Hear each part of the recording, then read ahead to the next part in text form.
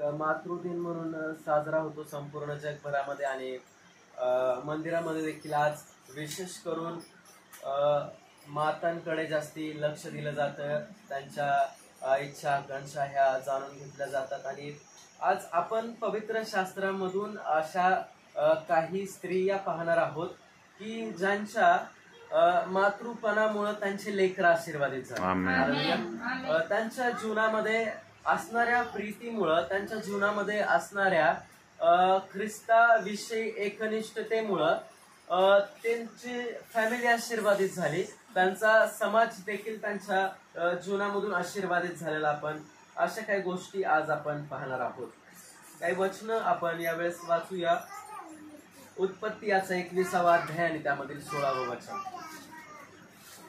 उत्पत्ती 21 आणि त्यामधील 16वं वचन आपण वाचणार आहोत. आणि ती बाणाच्या टप्पी इतकी दूर जाऊन त्यांच्याकडे तोंड करून बसली. ती मनात म्हणाली, मी आपल्या मुलाचा मृत्यू डोळ्याने पाहू नये. आणि ती त्याच्याकडे तोंड करून बसून हंबरडा फोडून रडू लागली. हालेलुया. हालेलुया. या ठिकाणी हगार म्हणून पवित्र शास्त्रामध्ये एक स्त्री आपल्याला पाहायला भेटते आणि तिच्या जीवनामध्ये आता अशा काही गोष्टी घडलेल्या आहेत की त्या गोष्टींमुळं ज्या घरामध्ये ती राहत अशी होती ते घर तिला आता सोडून एका अरण्यामध्ये किंवा लांब तिला जावं लागलेलं आहे. आणि प्रवासामध्ये तिने जी वचन असं सांगतं की जे तिने खाण्यासाठी अन्न घेतलं होतं, जे पाणी तिने घेतलं होतं, ते अन्न आणि पाणी आता संपलेलं आहे. आणि असं असताना तिचं लेकरू, तिचं लहान लेकरू मुलगा तिच्या सोबत असताना आता त्याला काहीतरी खाण्याची इच्छा झाली असेल किंवा त्याला भूक लागलेली असेल किंवा तहान लागलेली असेल. आणि पूर्ण त्या अरण्यामध्ये एका वाळवंटामध्ये ती स्त्री आता त्या लेकराला काय द्यावं हे तिला समजत नाहीये. कारण तिने जे अन्न घेतलेलं असं होतं, जे पाणी तिने घेतलेलं असं होतं, ते संपूर्णपणे संपलेलं असं होतं. पूर्णपणे ते संपलेलं असं होतं. आणि हा विचार करून तिचं हृदय हलून जातं की आता मी माझ्या लेकराला काय देऊ. हालेलुया. हालेलुया. वृत्तांतामधून या गोष्टीमधून आपल्याला पाहायला भेटतं की आईचं हृदय हे काय आहे. तिने वचन असं नाही सांगत की तिने हगार यासाठी रडली की मी आता काय खाऊ. हालेलुया. हालेलुया. हगार असं नाही बोलली की मी आता काय पिऊ, मला तर तहान लागलीये, आता माझ्याकडे खाण्यासाठी अन्न नाहीये, मी काय खाऊ, आता माझं पोट कसं भरल, मी कशी जिवंत राहू, यासाठी हगार रडली नाही तर ती तिच्या लेकरासाठी रडली. वचन आपल्याला सांगतं की ती काही अंतर दूर जाऊन बसली आणि ती यासाठी रडली की तिचं लेकरू आता काय न खाता पिता मरून जाणार आहे. कारण तिच्याकडे खाण्यासाठी काय देखील नव्हतं. एक आई नेहमी आपल्या लेकराचा चांगला विचार करत असते. एक माता ज्या वेळेस आपण एका आईकडे पाहतो त्यावेळेस ती कधीच आपल्या लेकराचा वाईट विचार करत नाही किंवा आपल्या लेकराचं वाईट व्हावं हे तिच्या मनामध्ये कधीच येत नाही. तर तिचे विचार हे नेहमी आपल्या लेकरांसाठी उत्तम असे असतात. तुम्ही जर बघितलं तर प्रभू येशू ख्रिस्त देखील त्या वधस्तंभावरती असताना त्याने त्या वधस्तंभावरून त्याच्या आईची काळजी घेतली. आणि तो प्रभू येशू ख्रिस्ताचा गुणधर्म आपल्यामध्ये देखील असणं गरजेचं आहे. या ठिकाणी असणाऱ्या माझ्या बहिणींना हे मी सांगू इच्छितो की जो गुणधर्म ख्रिस्तामध्ये होता, ज्या प्रकारे प्रभू येशू ख्रिस्ताने त्या वधस्तंभावरती असताना देखील त्याच्या मातेची, त्याच्या जगिक आईची काळजी घेतली, आज आपल्याला देखील आपल्या आईची काळजी घेणे गरजेचं आहे. कारण ही ख्रिस्ताची आज्ञा आहे. जर ख्रिस्त हा त्या वधस्तंभावरून त्याच्या आईची काळजी घेतोय तर आपल्याला देखील हा गुणधर्म आपल्या जीवनामध्ये प्रस्थापित करून घेणं किंवा आपल्या अंतःकरणामध्ये तो गुणधर्म आपल्याला साठवून घेणं हे गरजेचं आहे. प्रभू येशू ख्रिस्त त्या वधस्तंभावरून योहानाला हे आज्ञा करतो की आजपासून ही तुझी आई आहे आणि हिची काळजी घेणं ही तुझी जबाबदारी आहे. परमेश्वराच्या जीवनामध्ये आईबद्दलचं प्रेम असं होतं. आणि जर आजचा हा दिवस आपण एक माता दिन म्हणून साजरा करतोय तर आपल्याला देखील आपल्या जीवनामध्ये कोणत्या गोष्टी प्रभू येशू ख्रिस्ताने आपल्याला आज्ञा केलेल्या आहेत हे आपल्याला माहिती असणं गरजेचं आहे. 10 आज्ञामध्ये देखील एक आज्ञा आहे, माहिती आहे ना? तू आपल्या आईचा व आपल्या बापाचा मान कर. आणि ही आज्ञा परमेश्वराने आपल्याला पाळायला सांगितलेली आहे. जोपर्यंत आपण ख्रिस्ताच्या आज्ञा पाळणार नाही आहोत तोपर्यंत परमेश्वर आपल्याला आपल्या आध्यात्मिक जीवनामध्ये स्पर्श करणार नाही. तोपर्यंत परमेश्वर आपल्याला आपल्या जगिक जीवनामध्ये एका उन्नतीकडे घेऊन जाणार नाही. अनेकदा आपण ऐकतो परमेश्वर तुम्हाला आशीर्वादित करेल, अनेकदा आपण ऐकतो परमेश्वर आपल्याला एका उच्च ठिकाणी घेऊन जाईल, परमेश्वर आपल्या जीवनामध्ये सर्व काही देईल, गाडी बंगला पैसा सोनं खाणं पिणं सर्व काही गोष्टी परमेश्वर आपल्याला देईल, एवढंच ऐकतो आपण. परंतु हे कधी देईल? हालेलुया. परंतु या सर्व गोष्टी ख्रिस्त तुम्हाला आणि मला कधी देणार आहे? जर आपण ख्रिस्ताची आज्ञा पाळत नाहीये, जर परमेश्वर आपल्याला सांगतोय की तू तुझ्या आईचा मान राख बाबा, आणि जर आपण आपल्या आईला उलट बोलतोय किंवा जर आपल्या आईचं मन आपण वेळोवेळी दुखवतोय, तर काय जे ख्रिस्त आपल्या जीवनामध्ये आशीर्वाद घेऊन येणार आहे ते आशीर्वाद आपण मिळवू शकू नाही? आज प्रश्न आहे. अनेक प्रश्न ज्यावेळेस आपण ख्रिस्ताची एखादी आज्ञा आपल्याकडे येते त्यावेळेस अनेक प्रश्न आपल्याला स्वतःला विचारणं देखील गरजेचं आहे. जर आपण ख्रिस्ताची आज्ञा पाळत नसू तर एक प्रश्नचिन्ह आहे की परमेश्वर आपल्याला आशीर्वादित करेल किंवा नाही. ज्या इच्छा आपण आपल्या मनामध्ये बाळगत आहोत त्या इच्छा किंवा ते स्वप्न तिथपर्यंत आपण जाऊ शकू किंवा नाही. आज आपल्याला त्या परमेश्वराची ही आज्ञा अतिशय काटेकोरपणे पाळणं गरजेचं आहे की तू आपल्या आईचा मान राख.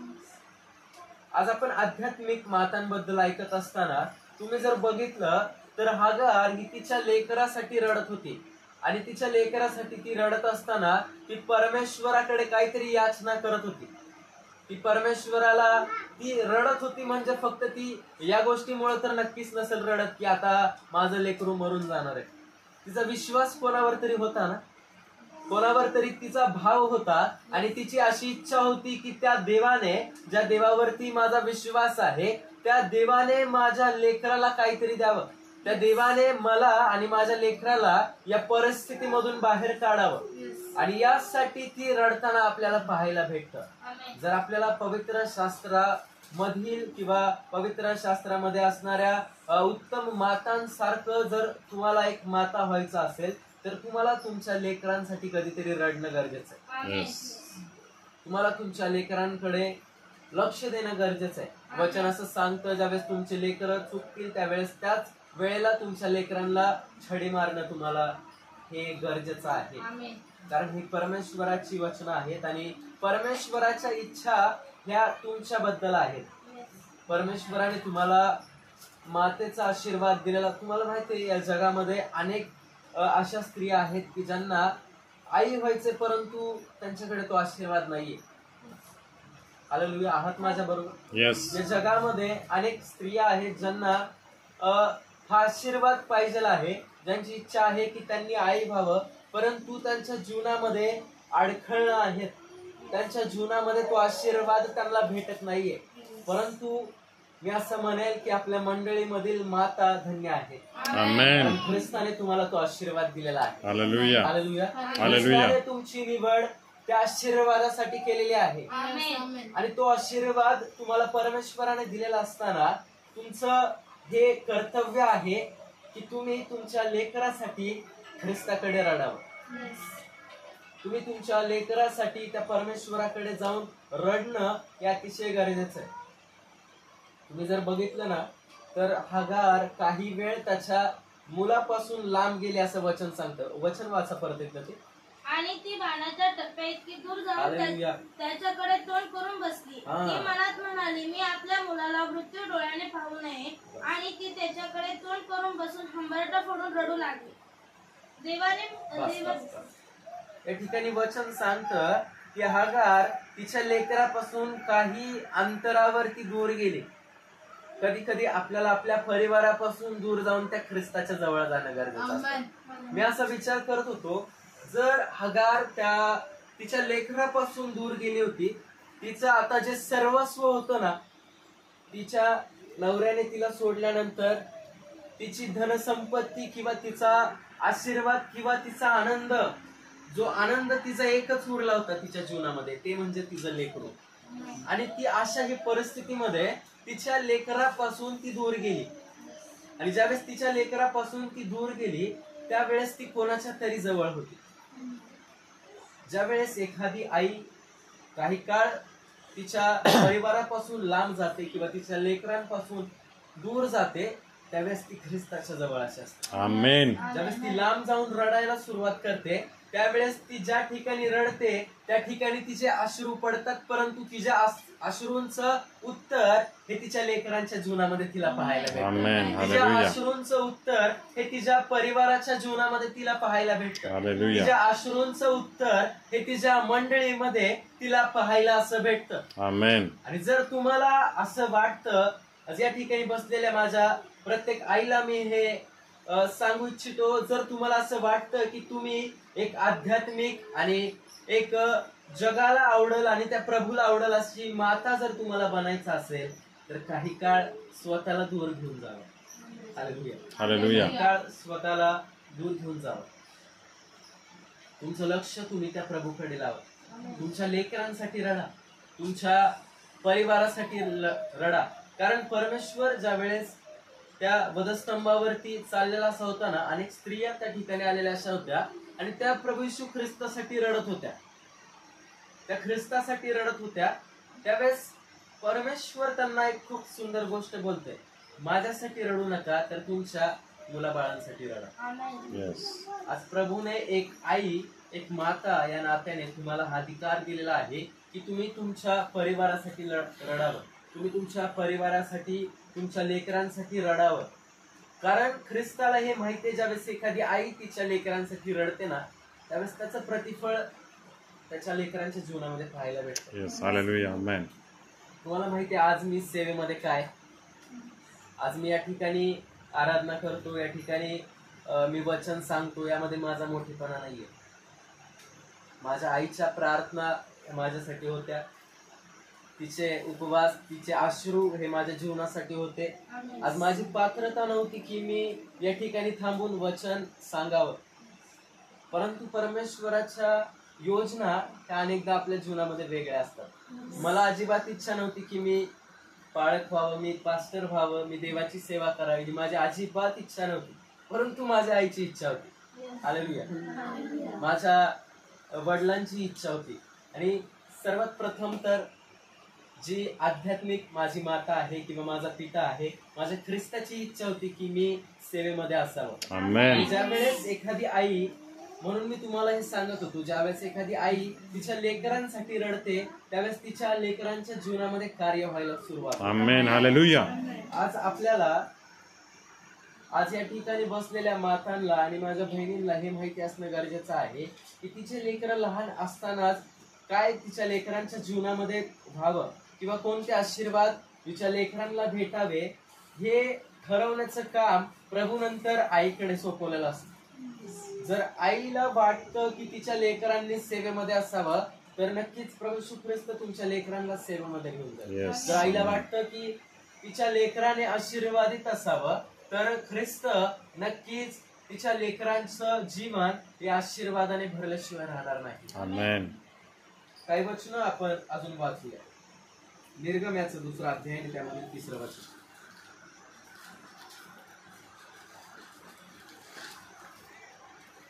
पुढे त्याला छपून ठेवता येईना म्हणून तिने राहण्यांचा एक पेठारा करून त्याला डांबर व राळ चोपडले. त्या पेठाराच्या तिने त्यास बारकास घालून नदी तीराच्या राहण्यात नेऊन ठेवले. आणि त्याचे काय होईल ते पाहण्यास त्याची बहीण दूर उभी राहिली. मग फारूची कन्या नदीवर. एक असा व्यक्ती पवित्र शास्त्रामध्ये होता की ज्या व्यक्तीने महान असा इतिहास घडवला, ज्या व्यक्तीच्या जीवनामधून अनेक लोक आशीर्वादित झाले. आणि त्याच्या आशीर्वादाचं कारण मी असं म्हणेल की त्याची आई होती. या ठिकाणी वचन आपल्याला सांगतं की आता तुम्हाला माहिती आहे या ठिकाणी काय झालेलं असं होतं. जो फारो राजा त्या काळामध्ये राज्य करत होता त्याने असं फरमान काढलं होतं की जे पण तुम्हाला इब्री बालक दिसतील, जे तुम्हाला इस्रायलांचे लेकरं दिसतील ते तुम्हाला मारून टाकायचे, त्यांना तुम्हाला जिवंत ठेवायचं नाहीये. आणि असं असताना ह्या एका स्त्रीने तिच्या लेकराला जिवंत ठेवलेलं असं होतं. आणि तिची इच्छा नव्हती की फारोने माझ्या लेकराला मारून टाकावं किंवा फारोच्या सैन्याने तिच्या लेकरांचा जीव घ्यावा, ही तिची इच्छा नव्हती.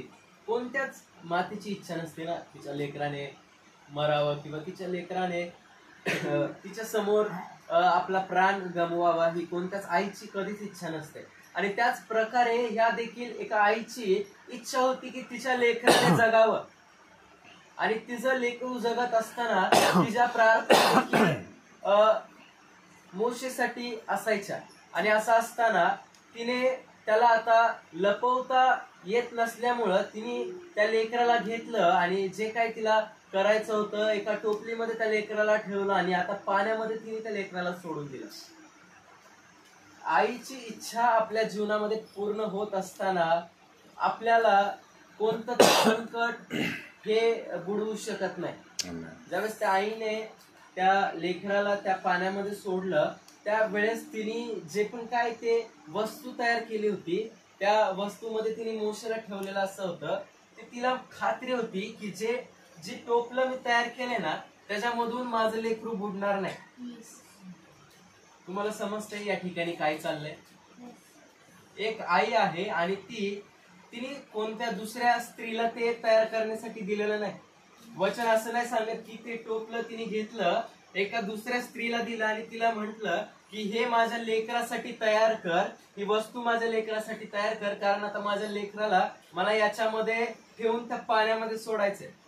कारण तिला माहिती होतं जर त्या पाण्यामध्ये मला माझ्या लेकराला सोडायचंय तर हे टोपलं भक्कम असणं गरजेचं आहे. या टोपल्याला कोणत्याही प्रकारचं छिद्र असता कामा नये. त्याच प्रकारे आई ज्या वेळेस आपल्या जीवनामध्ये एखादी इच्छा किंवा एखादी गोष्ट करण्याचा प्रयत्न करते त्यावेळेस ती सर्व गोष्टींनी सर्वात प्रथम खात्री करून घेते की काय ही गोष्ट माझ्या लेकरासाठी बुडवणारी तर नसणार आहे. त्यामुळं हे वचन परमेश्वराने प्रत्येक लेकराच्या जीवनामध्ये दिलेलं आहे की तू आपल्या आईचा आणि आपल्या बापाचा मान राख. कारण परमेश्वराला माहितीये ज्यावेळेस आई एखादी गोष्ट तिच्या लेकरासाठी करते त्यावेळेस ती गोष्ट त्या लेकराला संकटामध्ये पाडणारी ठरत नाही तर ती गोष्ट त्या लेकराला एका आशीर्वादाकडे घेऊन जाणार. आमेन. तुम्ही जर बघितलं तर मोशेसाठी त्या पाण्यामध्ये सोडणं हे त्याच्या मरणाचं कारण ठरलं नाही, परंतु मोशे हा त्या राजवाड्यामध्ये वाढला. त्याची आई एका लहानशा घरामध्ये राहिली परंतु तिच्या लेकराचं भविष्य तिने एका राजवाड्यामध्ये त्या ठिकाणी प्रस्थापित केलं. आणि म्हणून आपल्याला आपल्या आईचा मान राखणं हे अतिशय गरजेचं आहे. आपल्या आईकडे आपल्याला लक्ष देणं अतिशय गरजेचं आहे. कधी कधी आपण आपल्या आईचं मन दुखवतो, कधी कधी आपण आपल्या आईला उलट बोलतो, कधी कधी आपण तिला न आवडेल अशा गोष्टी करतो. परंतु या गोष्टी ज्या परमेश्वर आपल्याला सांगतो त्या गोष्टी जोपर्यंत आपण करत नाही तोपर्यंत आपलं भविष्य हे त्या राजवाड्यामध्ये असणार नाहीये. जर आपल्याला देखील असं वाटतं की आपलं भविष्य हे त्या राजवाड्यामध्ये असावं तर आपल्या आईची इच्छा आपल्या जीवनाप्रती काय आहे, आपल्या प्रभूची इच्छा आपल्या जीवनाप्रती काय आहे हे आपल्याला समजून घेणं हे तेवढंच गरजेचं आहे. Hallelujah, hallelujah.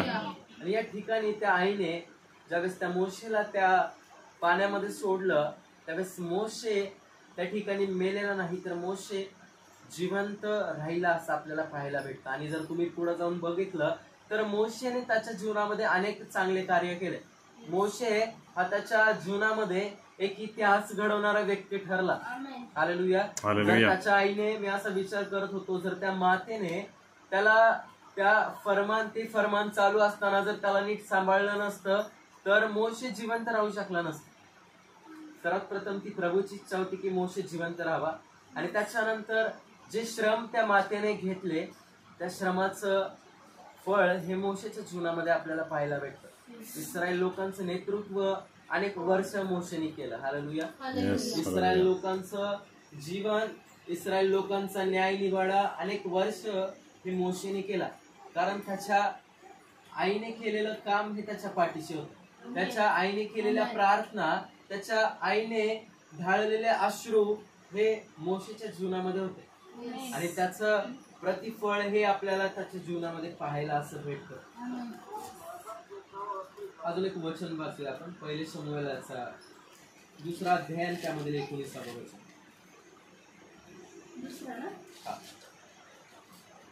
त्याची आई त्याच्यासाठी एक लहानसा झगा तयार करी आणि दरवर्षी आपल्या पतीबरोबर वार्षिक यज्ञ करवयास येईल, त्यावेळी त्याला तो देत असे.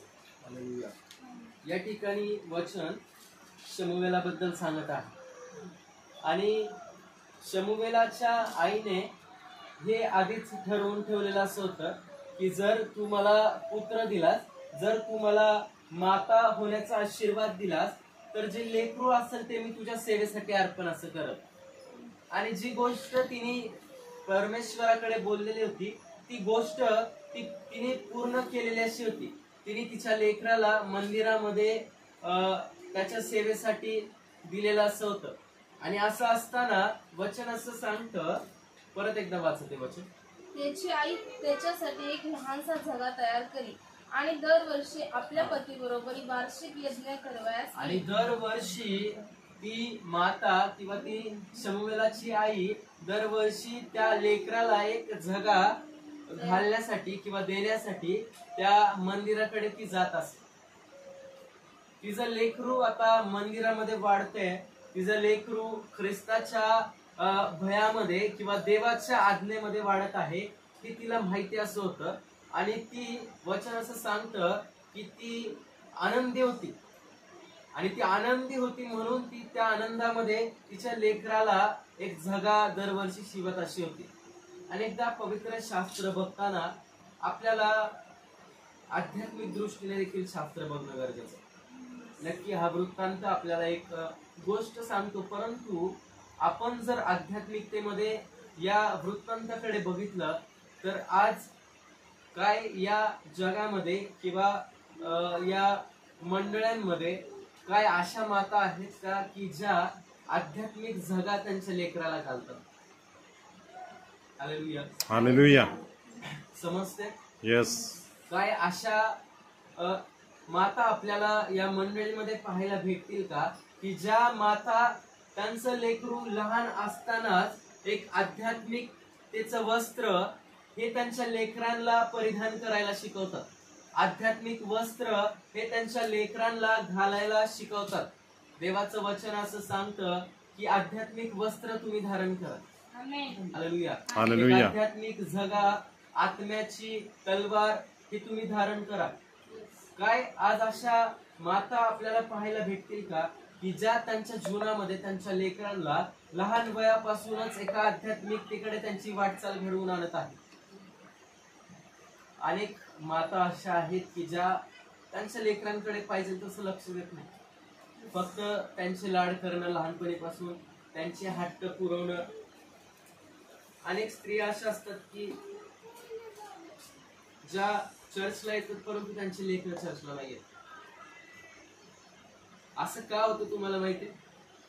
जर लहानपणीपासूनच जर ते वस्त्र लेकराला आपण घातले नाही ना, हालेलुया, ते जे वस्त्र ख्रिस्ताने सांगितलेले होते, आध्यात्मिकतेचे वस्त्र जे ख्रिस्ताने घालण्याचा, तुमच्या लेकरांना ते वस्त्र परिधान करून देण्याचा अधिकार ख्रिस्ताने तुम्हाला दिलेला होता, तो जर अधिकार तुम्ही वापरला नाही तर मग या गोष्टी तुमच्या जीवनामध्ये होतात.